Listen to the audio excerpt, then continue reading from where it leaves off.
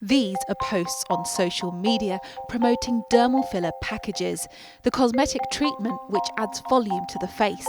Some deals are named after celebrities like Kylie Jenner, offering lips, cheeks and jawline fillers in one package. But are these posts encouraging some to have unnecessary procedures? And what's being done to protect vulnerable young people from seeing them on platforms including Facebook and Instagram?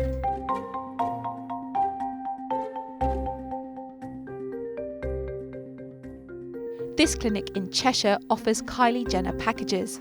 Kaya, the manager, uses social media to promote them. She says the Kylie package is one of their most popular treatments.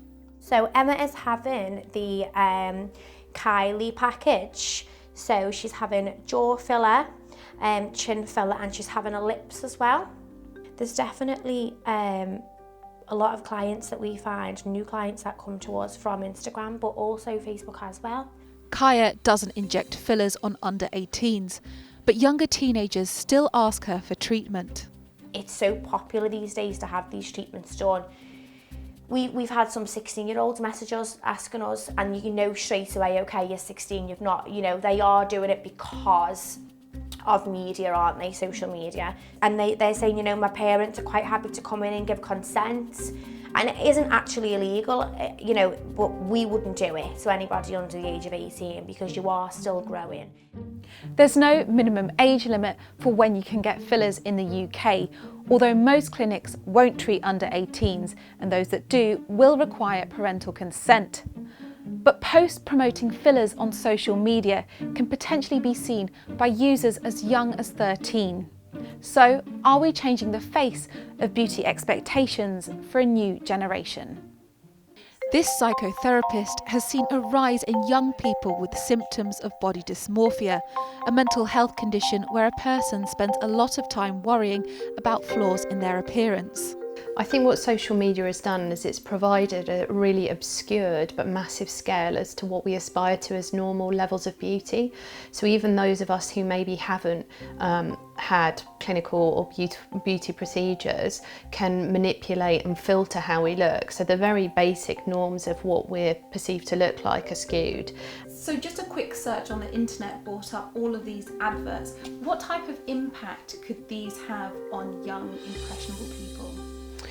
I just think the most traumatising impact, because I think what these advertisements are doing is they're kind of confirming a young person's worst fears about how they look. Because those interventions are happening at a young age, those transitional years where we come to terms with how we look and how we begin to accept and embrace ourselves ideally is interrupted, and it's a really destructive pattern for people to get into. Dr. James Shilvok provides filler treatments. He thinks Kylie Jenner and Kim Kardashian packages are irresponsible, and that those looking to have treatment should have mental health screening to try and prevent vulnerable people from having fillers they don't need. They're really completely against what we try and put forward as a clinic, and as responsible clinicians, we do find them really quite irresponsible. They're pushing essentially what we would consider, although it's aesthetic, medical treatment. They're encouraging people to have an off-the-shelf package, which may not necessarily be what they need or what they want. For Emma, this is the second time she's had a Kylie package, and she's happy with the results from this clinic. You see it a lot on social media and stuff, and obviously with friends and stuff like that, but it makes you feel good, gives you a bit more confidence. Yeah, it's down like this. Yeah, it looks a lot better. When we asked Facebook and Instagram about the concerns some have raised about the post promoting fillers to young people, it said it takes the well-being of its community seriously, adding it's committed to making their platforms safe places. But for those who do decide to have filler, they enter what is an unregulated industry with rising complaints about botched treatments. This has led to calls for regulation in the injectables industry, where beauty therapists and hairdressers can carry out fillers, as well as doctors and nurses. But does unregulated mean unsafe? We explore this in our next video. Click here to take a look.